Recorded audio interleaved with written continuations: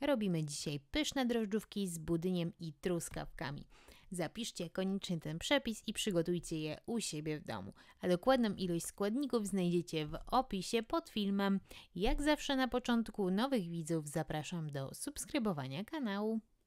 Zaczynamy od przygotowania rozczynu. Do miski przekładamy drożdże, dajemy łyżkę mąki, łyżkę cukru, pół szklanki letniego mleka. Całość mieszamy, odstawiamy do wyrośnięcia na około 10 minut. Do misy wsypujemy pół kilograma mąki pszennej, dodajemy pół szklanki ciepłego mleka, szczyptę soli, jedno całe jajko i jedno żółtko, 4 łyżki cukru,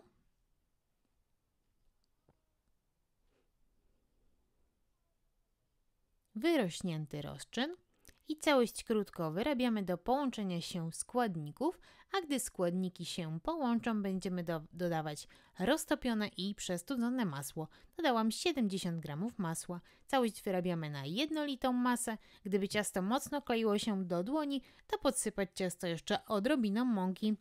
I tak przygotowane ciasto odstawiamy do wyrośnięcia do podwojenia swojej objętości. A gdy ciasto nam urośnie, wyciągamy je z miski, możemy jeszcze chwilę zagniatać, a następnie dzielimy na mniej więcej 12 równych części.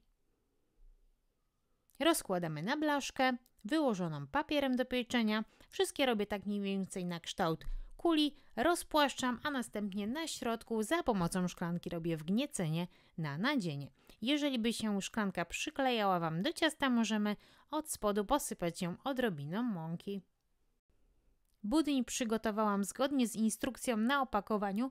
Jeżeli będziecie mieli budyń na pół litra mleka, to dodajcie odrobinę mniej. Ja dodałam 400 ml mleka. Odstawiłam oczywiście budyń do przestudzenia i teraz taki przestudzony kładziemy na ciasto drożdżowe. Następnie układamy kawałki truskawek. Na tą porcję potrzebujemy około 200 g truskawek. Brzegi smarujemy rozmąconym białkiem. Do białka dodałam 2 łyżki mleka. Białko nam zostało z ciasta, bo tam dodaliśmy samo żółtko. Wierzch posypujemy kruszonką. Przepis na kruszonkę w opisie. Proporcje, jakie dodałam na tą kruszonkę. Odstawiamy do wyrośnięcia na około 10 minut. W ciepłe miejsce, w tym czasie możemy sobie już nagrzewać piekarnik.